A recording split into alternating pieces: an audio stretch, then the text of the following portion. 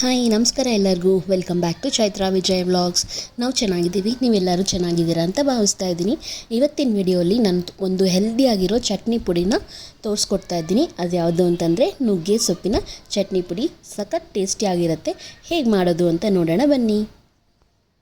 ಫಸ್ಟಿಗೆ ಇಲ್ಲಿ ನಾನು ನುಗ್ಗೆ ಸೊಪ್ಪನ್ನು ಚೆನ್ನಾಗಿ ಕ್ಲೀನ್ ಮಾಡಿಕೊಂಡು ಒಂದೆರಡು ಸಲ ವಾಶ್ ಮಾಡಿದ್ದಾದಮೇಲೆ ಒಂದು 2 ಹಿಡಿಯಷ್ಟು ತೊಗೊಂಡಿದ್ದೀನಿ. ಇದರಲ್ಲಿ ಯಾವುದೇ ಥರ ನೀರೆಲ್ಲನೂ ಇರಬಾರ್ದು.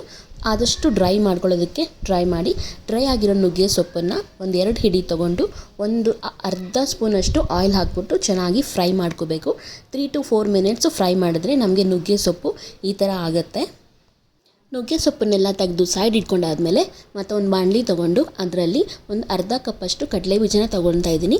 ಇದಕ್ಕೆ ಒಂದು 1/4 ಸ್ಪೂನು ಇಲ್ಲಾಂದರೆ ಅರ್ಧ ಸ್ಪೂನಷ್ಟು ಆಯಿಲ್ ಹಾಕ್ಕೊಂಡು ನಾವು ರೋಸ್ಟ್ ಮಾಡ್ಕೋಬೋದು, ಇಲ್ಲಾಂದರೆ ಡ್ರೈ ರೋಸ್ಟ್ ಮಾಡಿಕೊಂಡ್ರೂ ನಡೆಯುತ್ತೆ.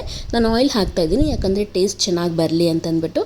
ಇದನ್ನು ಅಷ್ಟೇ ಲೋ ಫ್ಲೇಮಲ್ಲೇ ನಾವು ಫ್ರೈ ಮಾಡ್ಕೋಬೇಕು. ಅದಾದಮೇಲೆ ಒಂದು 2 ಸ್ಪೂನಷ್ಟು ಕಡಲೆಬೇಳೆ, 2 ಸ್ಪೂನಷ್ಟು ಉದ್ದಿನಬೇಳೆನೂ ಹಾಕಿ ಲೋ ಫ್ಲೇಮಲ್ಲೇ ಕೂಡ ಇದನ್ನು ಚೆನ್ನಾಗಿ ರೋಸ್ಟ್ ಮಾಡ್ಕೋಬೇಕು. ಅದಾದಮೇಲೆ 1 ಸ್ಪೂನಷ್ಟು ಧನಿಯಾ ಮತ್ತು 1 ಹಿಡಿಯಷ್ಟು ಕರಿಬೇವಿನ ಸೊಪ್ಪು ಎಲ್ಲ ಇಂಗ್ರೀಡಿಯೆಂಟ್ಸ್ನೂ ಹಾಕ್ಕೊಂಡು ಡ್ರೈ ರೋಸ್ಟ್ ಮಾಡ್ಕೋಬೇಕು. ನಮಗೆ ಹಸಿ ವಾಸನೆ ಎಲ್ಲ ಹೋಗಿ ಒಂದೊಳ್ಳೆ ಪರಿಮಳ ಬರುತ್ತೆ. ಇದೆಲ್ಲ ಆದಮೇಲೆ ಲಾಸ್ಟಲ್ಲಿ ನಾನು ಒಂದು ಸ್ವಲ್ಪ ಜೀರಿಗೆ ಮತ್ತು ಅರಿಶಿನ ಹಾಕ್ಕೋತಾ ಇದ್ದೀನಿ. ಜೀರಿಗೆ ಮೊದಲೇ ಹಾಕ್ಬಿಟ್ರೆ ಸೀದೋದಂಗೆ ಆಗಿಬಿಡುತ್ತೆ.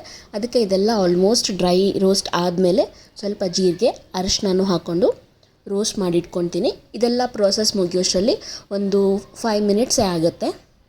ನುಗ್ಗೆ ಸೊಪ್ಪಂತೂ ತುಂಬ ಹೆಲ್ತಿ, ತುಂಬ ಒಳ್ಳೆಯದು. ಡಯಾಬಿಟಿಸ್ ಇರೋರಿಗೆ, ನೀವೇನಾದರೂ ವೆಯ್ಟ್ ಲಾಸ್ ಆಗೋಕ್ಕೆ ಟ್ರೈ ಮಾಡ್ತಾಯಿದ್ರೆ ಎಲ್ಲ ಥರ ವಿಟಮಿನ್ಸು, ನ್ಯೂಟ್ರಿಷನ್ಸ್ ಎಲ್ಲನೂ ಇರುತ್ತೆ. ರೀಸೆಂಟ್ ಡೇಸಲ್ಲಿ ಇದೊಂದು ತುಂಬ ಪಾಪ್ಯುಲರ್ ಆಗಿದೆ. ಮೊರಿಂಗಾ ಪೌಡರ್ ಅಂತಲೇ ಸಿಗುತ್ತೆ. ಅದನ್ನು ಬೆಳಗ್ಗೆ ಎದ್ದು ಖಾಲಿ ಹೊಟ್ಟೆಯಲ್ಲಿ ಗ್ಲಾಸಲ್ಲಿ ಹಾಕ್ಕೊಂಡು ಕುಡಿದು ಕೂಡ ತುಂಬ ಒಳ್ಳೆಯದಂತೆ. ಆ ಥರ ಕಹಿ ಅಂತ ಅನಿಸಿದ್ರೆ ನೀವು ಈ ಥರ ಚಟ್ನಿ ಪುಡಿ ಎಲ್ಲ ಮಾಡಿಕೊಂಡು ಅನ್ನ ಜೊತೆ ಕಲಿಸ್ಕೊಂಡು ತಿಂದ್ರೂ ತುಂಬ ಟೇಸ್ಟಿಯಾಗಿರುತ್ತೆ. ಅದೆಲ್ಲ ಡ್ರೈ ರೋಸ್ಟ್ ಆದಮೇಲೆ ನಾನಿಲ್ಲಿ ಒಂದು 15 ಮೆಣಸಿನ್ಕಾಯಿ ಹಾಕ್ಕೊಂಡಿದ್ದೀನಿ. ಅದೇನು ತುಂಬ ಖಾರ ಇಲ್ಲ. ಅದ್ರ ಜೊತೆಗೆ 1 ಗೆಡ್ಡೆ ಬೆಳ್ಳುಳ್ಳಿ ಮತ್ತು ಒಂದು ಹಿಡಿ ಆಗೋಷ್ಟು ಒಣ ಕೊಬ್ಬರಿನ ನಾನು ಪೀಸಾಗಿ ಕಟ್ ಮಾಡಿ ಇಟ್ಕೊಂಡಿದ್ದೀನಿ. ತುಂಬ ದಪ್ಪ ಹಾಕಿದ್ರೆ ಮಿಕ್ಸಿಲಿ ಪೌಡರ್ ಆಗೋಲ್ಲ. ನೋಡಿಕೊಂಡು ಸಣ್ಣದಾಗೇ ಕಟ್ ಮಾಡ್ಕೊಳ್ಳಿ. ಒಂದು ಹಿಡಿ ಫುಲ್ ಬೆಳ್ಳುಳ್ಳಿ ಗಡ್ಡೆನ ಹಾಕ್ತಾಯಿದ್ದೀನಿ. ಇದನ್ನು ಸಿಪ್ಪೆ ಎಲ್ಲ ಏನು ತೆಗಿಯೋ ಅವಶ್ಯಕತೆ ಇಲ್ಲ. ಎಲ್ಲದನ್ನು ಹಾಕ್ಕೊಂಡು ಬೆಳ್ಳುಳ್ಳಿ ಆದಷ್ಟು ಲಾಸ್ಟಲ್ಲೇ ಹಾಕ್ಕೊಳ್ಳಿ, ಅದು ಫ್ಲೇವರ್ ಚೆನ್ನಾಗಿ ಬರುತ್ತೆ. ಅದೇನು ಫುಲ್ಲು ರೋಸ್ಟ್ ಆಗಬೇಕಂತ ಏನಿಲ್ಲ. ಬೆಳ್ಳುಳ್ಳಿ ನಮಗಿಷ್ಟ, ಅದಕ್ಕೆ ನಾವು ಒಂದು ಕಂಪ್ಲೀಟ್ ಗಡ್ಡೆನೇ ಹಾಕ್ಕೊಂಡಿದ್ದೀವಿ. ನಿಮಗಿಷ್ಟ ಇಲ್ಲ ಅಂದರೆ ಸ್ವಲ್ಪ ಕಡಿಮೆ ಹಾಕ್ಕೊಂಡ್ರೂ ನಡೆಯುತ್ತೆ. ಇದಿವಾಗ ಕಂಪ್ಲೀಟಾಗಿ ರೋಸ್ಟ್ ಆಗಿದೆ. ರೋಸ್ಟ್ ಆದ ತಕ್ಷಣ ನಾವು ಸ್ಟವ್ ಆಫ್ ಮಾಡಿ ಇಟ್ಕೊಂಡು ಒಂದು 10 ನಿಮಿಷ ಹಾಗೆ ತಣ್ಣಗೆ ಆಗಕ್ಕೆ ಬಿಡಬೇಕು.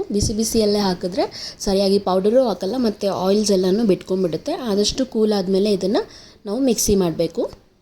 ನುಗ್ಗೆ ಸೊಪ್ಪು ಚೆನ್ನಾಗಿ ಫ್ರೈ ಮಾಡಿಟ್ಕೊಂಡಿರೋದು, ಕಡಲೆಬೀಜ, ಕಡಲೆಬೇಳೆ, ಉದ್ದಿನಬೇಳೆ ಮತ್ತು ಒಣ ಮೆಣಸಿನ್ಕಾಯಿ, ಬೆಳ್ಳುಳ್ಳಿ, ಜೀರಿಗೆ, ಒಣ ಕೊಬ್ಬರಿ ಇಷ್ಟನ್ನು ಅಷ್ಟೇ ಒಂದು ಸ್ವಲ್ಪ ಆಯಿಲ್ ಹಾಕ್ಕೊಂಡು ಚೆನ್ನಾಗಿ ಫ್ರೈ ಮಾಡಿಟ್ಕೊಂಡಿದ್ದೀನಿ.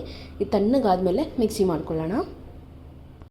ಇದನ್ನು ನಾವು ಬಿಸಿ ಅನ್ನದ ಜೊತೆಗೆ ಒಂದು 2 ಸ್ಪೂನ್ ಚಟ್ನಿ ಪುಡಿ ಮತ್ತು ಸ್ವಲ್ಪ ತುಪ್ಪ ಹಾಕ್ಕೊಂಡು ತಿಂದರೆ ಅಂತೂ ಸಖತ್ ಟೇಸ್ಟಿಯಾಗಿರುತ್ತೆ.